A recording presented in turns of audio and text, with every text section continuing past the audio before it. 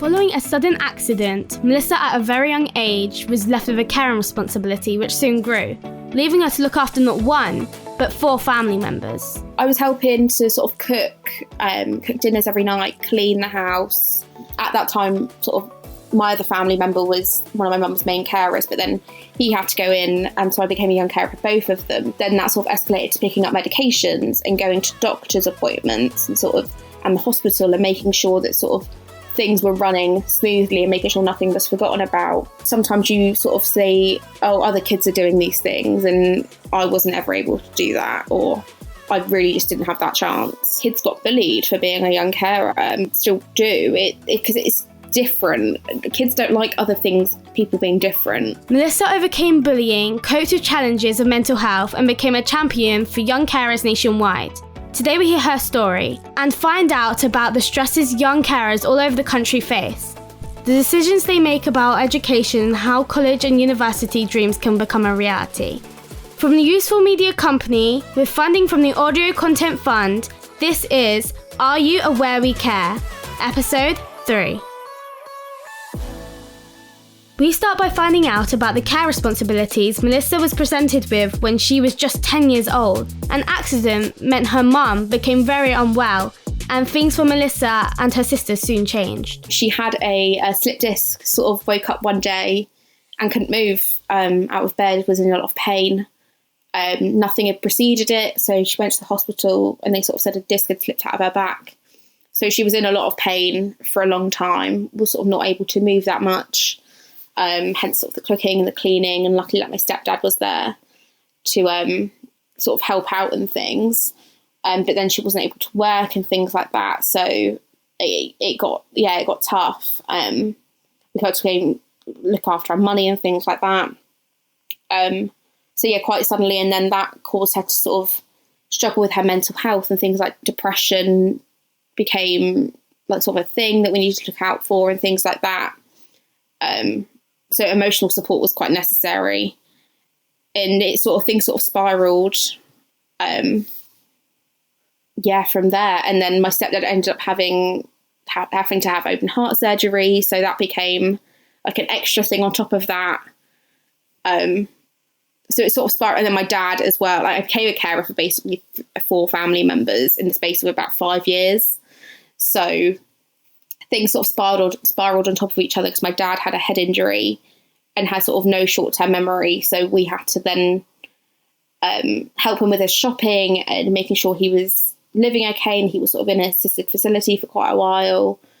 So things spiraled until my GCSEs, but by then it was normal. It was sort of, okay, yeah, I was helping out my dad one day and then helping out my stepdad another day. And then my nan, who was blind, would help her with her shopping and with her post and things like that. So, yeah, suddenly I was doing nothing at sort of 10, and then by 15 I was helping with 4 different people. Over the space of just 5 years, at a time when Melissa should have been concentrating on school, growing up with friends and getting up to the usual things that teenagers do, the care responsibilities increased.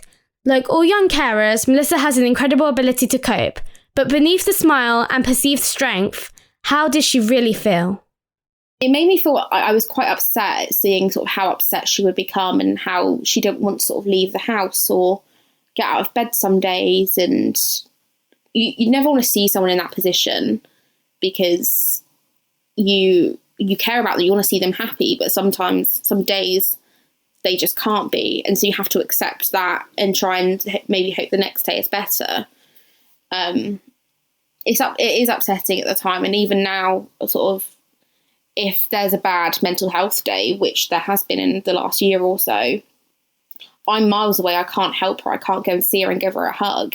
Not the way I could when I was younger. I just have to be there to talk and try and sort of be the rational side of things. It's never nice seeing someone in that position. It sort of made me feel like I couldn't, if I was feeling low, I couldn't be low because I was looking after someone else. Like I didn't have that right at the time because there was so much else that needed to be done. Identifying a young carer and identifying them early is extremely important. The Care Act, which was introduced in 2014, now states that young carers are entitled to assessments and support where they need it. These assessments can begin with social services, but more often than not, The process starts in schools, where young carers often feel they get the most support.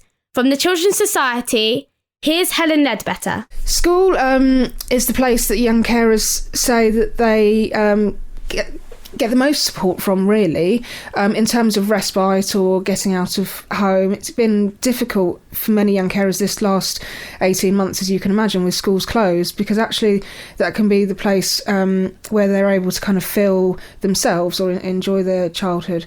But it's also the place that they find that they can struggle the most.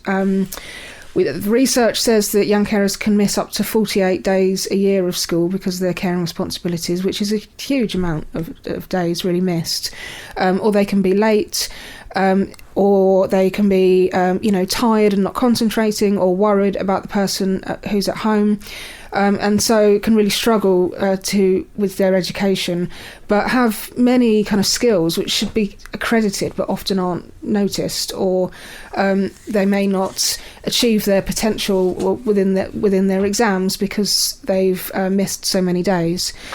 They could also, if they're worried about someone, their behaviours, they can be quiet, or they can also be disruptive, but ultimately I think school again can be asking the right question about which of our pupils are young carers and how many are young carers.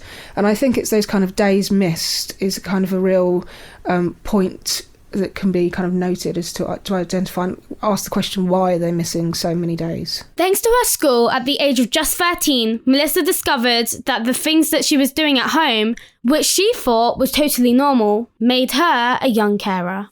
The pastoral leader invited my mum and my sister and me in for a chat, sort of sat us down and was like, have you ever heard of young carers? And we were all like, no, what does that mean? And she sort of explained what it was, and that my sister had been identified through sort of some counselling she was doing.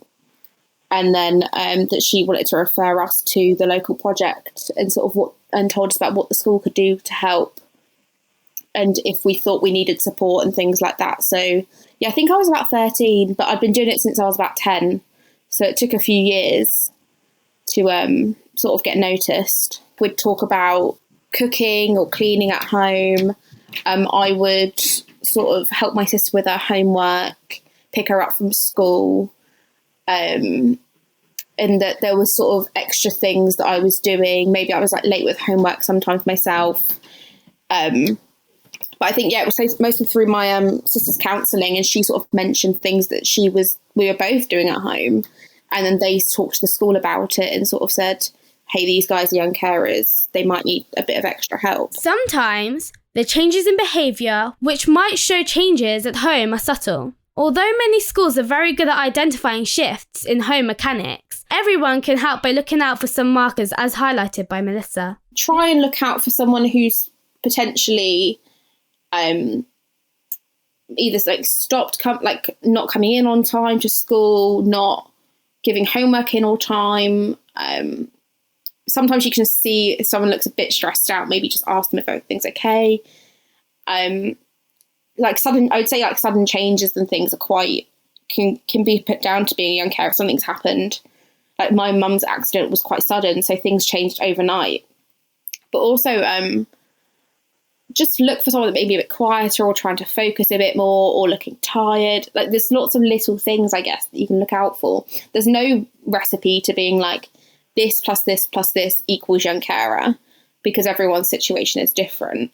But I think if you ask and keep an eye out for sort of subtle changes, maybe someone mentioning that their mum's been a bit ill, or their brother or sister is in hospital and things like that, that things can then add up, and sort of think, okay, does this person need to be sort of asked and assessed whether to see if they are a young carer. The Children's Society and the Carers Trust deliver a national Young Carers in School programme, which provides essential training about how to recognise and support young carers. Helen Ledbetter explains more. We're engaged with nearly 700 schools across England who have been working towards kind of a Young Carers Award, as we call it, but it gives the schools kind of tools and resources to be able to identify young carers and think about which of their pupils are young carers. and there's some great work going on out there. But there's, challenges for young carers in school, such as when they leave primary school and transition to secondary school. If they've gained support, for example, in their primary school, that information may not travel or be transferred to their secondary school. So then they kind of, we call it fall through the gap, but they become unidentified again, if you like. So that's also a cycle that some young carers tell us is that being identified as a young carer isn't always permanent, because you can become unidentified again if you change schools, if you move house or move area or something like that. People don't know again that you're a young carer. School is often the only escape young carers have from their adult responsibility. We wanted to find out firsthand how the coronavirus pandemic and the closure of schools across the country impacted young carers and their well-being. When you went to school, it was school. You had your lessons, you had a routine, you knew where you had to be from sort of 8:30 till 3:00. So it was that, and you were able to see your friends in classes and break times and things like that, because you had to go every day, whereas you don't have to go and meet up with them after school or on weekends and things like that. So it's definitely a time to socialise. And yeah, it was a time to get away from sort of my caring role, because you're not at home, so you don't have to worry about our pills being taken on time, or like you would still worry, but it also, for those few hours, it wasn't your responsibility to make sure they were being done. You sort of had to hope that whoever was home or that the person you're caring for would do it themselves. So yeah, definitely a bit of an escape, and not being able to have that, I think I would have struggled a bit more as well. A lot of young carers are identified through schools, and well, they've been closed sort of a lot of the past year or so. Even school, like learning from home and stuff, it's not the same as being able to be in school, because people can put things down to sort of parents working full time at home, or they don't think that maybe this young person's responsibilities have become more because they're at home more. I know if I was at home more during the pandemic as a young person in school, like I wouldn't have been able to shut off that caring role for those sort of hours in school, because I would have been home.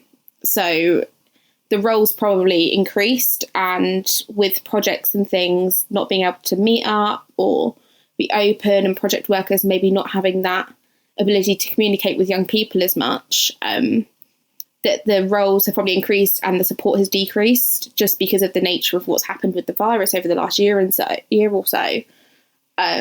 So yeah, I think it's definitely young carers have probably been pushed to the backbench a bit, as people look after sort of try to think about the NHS and trying to sort of stay in their own bubbles and things like that. But for young carer, often they need outside support, and outside support has not been allowed to come into the house because of everything that's going on, because of safety, or they might have had to isolate because their parent could get seriously ill with the virus. So it's definitely has been like a balancing act for young carers as well, because they don't know what's coming. They don't know whether they have to isolate, or if they're entitled to extra help, or if their support worker can even just give them a phone call, because everything's all sort of going on at once. The schools we've worked with through our schools award have noticed kind of increase in well-being of young carers that they have in their schools, who are their pupils, and increased kind of attendance at school, and also their attainment within the kind of education and that kind of academic side of school,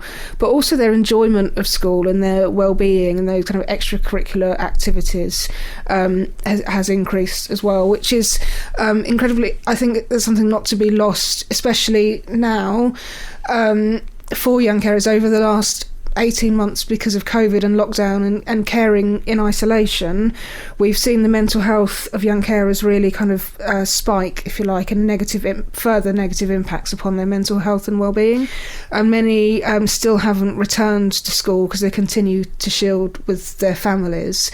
And I think it's important when we're thinking about that kind of reintegration of young people back into school, and I know there's lots of conversations around extra summer schools and extra tuition and things like that, but I also think it's incredibly important that these young people are able to socialise and have a bit of fun and kind of regain their kind of mental health, because without that they're not going to be able to concentrate on school. They're not going to achieve their schoolwork if their mental health is so declined. So we need to really have a bit of a focus around that as well, I think. It's been an incredibly challenging year for young carers. We've seen their vulnerabilities increase. We've seen the numbers of young carers increase because of the pandemic, and we've seen impacts upon their mental health really increase as well, where they've been caring in isolation. But there's limited finance and resource for young carers support services, for young carers in general, and so it's challenging times to be providing support for young carers, and there needs to be a focus on it. I think our government departments need to be kind of remembering that young carers are there and thinking about how that resource can be provided for them. And we need to continue to be pushing on that door, really, to make sure that young carers, that we haven't kind of solved it as yet. The duties are there. There are rights for young carers, but they need to be embedded if they're going to work, if there's any kind of if there's any point to them being there. And so I think there's some work to be done in ensuring that the rights of young carers are upheld, and it's not dependent on kind of local area, or it needs to be across the board in every area. We asked Melissa whether she felt a sense of relief when she was finally identified as having a care responsibility at home. At that age, if you're a young carer, your mind is always sort of somewhere else. Okay, so yeah, you've got this maths thing you're meant to be doing, but also, like, my mum went through a few operations and things whilst I was in school, so I was sort of thinking, oh, is she okay at the hospital or okay at home? Like, is she being able to get out of bed all today? And so your mind's always somewhere else. It's always sort of going, half of it's on school and half of it's on, like, this is what's coming next in my day, and always planning ahead and planning things, and just trying to make sense of, like, the whole situation and getting through the day. I remember there being some sort of, like, relief, being like, oh, okay, I'm not the only one. Like we were introduced to a group in school of young carers. We would meet regularly, so I sort of knew I wasn't the only one. And there was this whole project in Southampton where we could go and meet, like, other kids like us. And in fact, one of my best friends was a young carer, so I sort of knew he helped out his nan sometimes, but that was about it. There was never like a real label there, until sort of I said, oh, this thing I've been sort of told I'm a young carer, and he was like, oh, like that's what I am. And we realised we'll both be going to the same project and things like that in the same group, so that made us a lot closer. So it was this whole, like, okay, no, I'm not alone. There's this whole thing that's happening around me, and that if I do need help, I know exactly where I can go. Like, my teacher had an open door policy, so if I knew if I was struggling and things were expected to get harder over the next few months and things, that that I had somewhere to go, and that I wouldn't just have to sort of bottle it up and try and deal with it by myself. It felt like sort of there was a weight off my shoulders, that someone else could identify with what I'd been going through, that someone else could sort of think, oh, I know how she's feeling because I've been there before, or like they knew what was going on, so they could know what to, like, I had aspirations of going to university and college and things like that, so there was already steps being put in place to make sure that I could follow those dreams and still do those things even with my caring role. Helen, who is the lead for young carers at the Children's Society, tells us that there are some, often unseen positives to the caring roles some young people face. Young carers often tell us about the positive aspects of their caring role, and we shouldn't lose sight of that around close family relationships, perhaps, or feeling very skilled, being incredible multitaskers, and we should find a way to recognise those skills, those many skills that young carers have and bring. I was helping to sort of cook dinners every night, clean the house. My other family member was one of my mum's main carers, but then he had to go in, and so I became a young carer for both of them. So then that sort of escalated to picking up medications and going to doctor's appointments and the hospital, and making sure that sort of things were running smoothly and making sure nothing was forgotten about.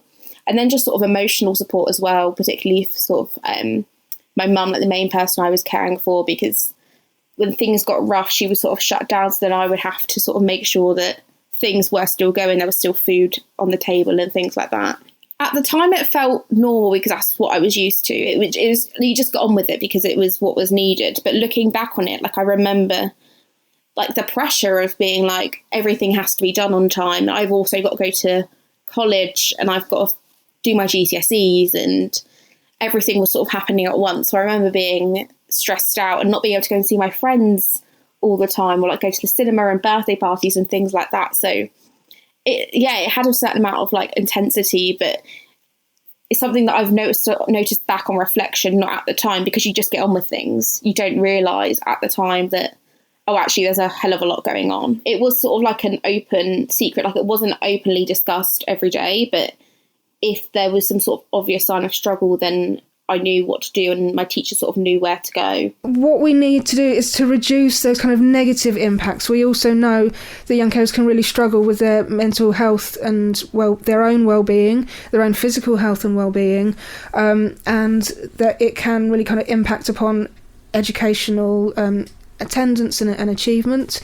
So that's where the elements where we need to reduce the impact. It's not around saying we mustn't have young carers, but actually what we do need to do, and we have a duty to do, is to reduce and prevent those kind of negative impacts upon well-being on children. If you want the best advice, as someone who's been there, someone who knows, here's Melissa's. For someone who thinks they might be a young carer or something like that, don't give up, like believe in like yourself, and put yourself first for once. I know a lot of young carers don't put themselves first. They put the person who they're caring for first, and like they deserve to be thought of and spoken about and looked after themselves, not just caring about other people. Follow your dreams, basically. It's very cliche, but it's true, because a lot of people don't put themselves first. Research and speak to other young carers. There's a big community on sort of Twitter and things like that who'd be happy to answer any questions.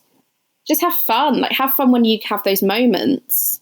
It might be sort of 10 minutes where you're just laughing without your best friend, but like relish in that, because life, it can be tough and there's no two ways about it. But like, you look back on those moments and you just think, okay, no, that was worth it. I got through that in the end and was able to laugh for those 10 minutes or whatever. I try not to regret anything, because I think you can be stuck in sort of that spiral of, oh, I shouldn't have done this and this shouldn't have happened. But in reality, it did happen, and I wouldn't have made half the friends that I have today or been in the career I have today without the circumstances that led up to that. And one of those circumstances was me being a young carer. Like, that shaped quite a lot of who I am. So without that, who knows where I could be now. When most young people were looking at further education, college and university, the only consideration is where the best parties might be. For Melissa, the responsibilities she was unable to let go of at home played a big part in her future decision-making. Whenever I was looking at sort of college or university particularly, I wanted somewhere that was far enough that I could get away from where I lived, but then close enough that if something happened, I could be home within sort of 2 hours maximum. So like geographically, that was very important to me. And also somewhere that I could speak to my lecturers and that they would understand that maybe sometimes I couldn't come into lectures because I had to go home. So I spoke about all of that with lecturers and with the university beforehand, before I actually went. It was making sure that things were running smoothly, but also that I didn't have to completely give up my dreams. I luckily found a university that was sort of an hour and a half away. So I could then go, and my lecturers were really good at letting me go home if I needed to. And there was a young carers group within the university. So I wasn't completely cut off with no support once I moved out of the area and out of the sort of the project way. At 16 years old, Melissa became a champion for young carers and helped change legislation. This journey began at the Young Carers Festival. Going to the Young Carers Festival for the first time and seeing like 1,500 other young people who did the same sort of things that I did, and realising, okay, they literally come from like all across the country, and then watch them all be kids. And like, I remember the first time I went, it was like the opening ceremony, and there were things like boom whackers and there was dances, and it was just so much fun. And thinking, oh, okay, no, this is great. Like, I can't believe this is actually happening, that I'm here, because I'd never experienced anything like that before. Never saw like other people like me who had been through what I'd been through and then just still having fun. That everyone cares about the same thing, and that's making sure that these kids are having fun over the weekend and that their voice is being heard, and just sort of laughing the whole time and seeing literally 1,500, 2,000 other young people who are also young carers. So you can talk about it, but you don't have to talk about it, because it's this unspoken thing of being like, we're all in the same boat. We're all going through it. We're just going to have fun this weekend. I've met some of my best friends through the festival and through young carers, and it's just, they're lifelong, just because you know that they may live the other side of the country, but you'll see each other every year, or you'll stay in touch through sort of social media and things like that. Like, they know, they understand what you're going through, and perhaps the way that friends from school or outside of young carers group don't quite understand. It's just that whole understanding, the whole idea that you don't need to speak about everything that's happened, that you always know that you can talk to them about anything, because they just get it, and like, they stick with you forever. Here at the Young Carers Festival, we don't need to hide or pretend. We don't have to explain what we do. We can be our age for 3 short days. Here, we are not judged. Here, we are all the same. This weekend, we can be free. We're strong because we stand together. Whatever the future holds, wherever our lives will lead us next, we are proud to be young carers. I won't let them break me down to dust. I know that there's a place for us, for we are glorious. No one ever made a difference by being like everyone else. It's emotional, a roller coaster sometimes, but it's a good thing, because you feel like you're helping someone that loves you and you love them. I am brave, I am bruised, I am who I'm meant to be. This is me. Look out, 'cause here I come, and I'm marching on to the beat I drum. I'm not scared to be seen, I make no apologies. This is The noblest art is that of making others happy. Then you get bullied for being different. Hardly anyone knows that I'm a young carer. I don't tell them. It's difficult at times, but it's quite fun. Just sort of being able to help out my parents and play with my siblings more and learn to understand them. It just feels normal to me because I've done it pretty much all my life. I find it's not the case that young carers don't want to do homework. It's just finding the time to do so. It's normal. I'm used to it. 4 years now, so it just feels normal now. Well, it just makes me feel like a normal kid. If I don't see things improving, then I will move forward to legislate on it. It can be stressful at times, but then coming to a festival like this, you know there's other people that you can talk to and that. Thank you for making it an amazing time, I guess. It's been really fun. I'm definitely coming back next year.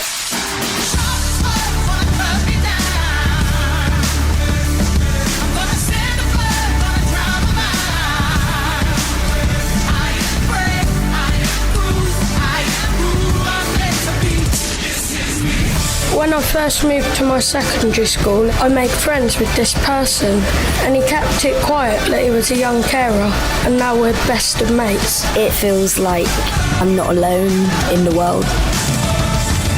When the sharpest words wanna cut me down, I'm gonna send the blood, I'm gonna drown them out. This is brave, this is bruised, this is who I'm meant to be, this is me.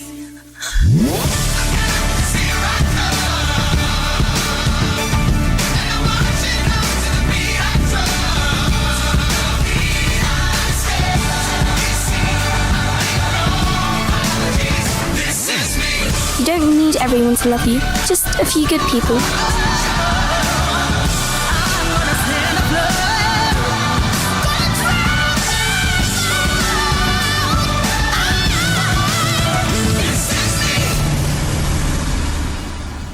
I used to feel alone, like no one knew what I was going through. Then I came here and I found people just like me.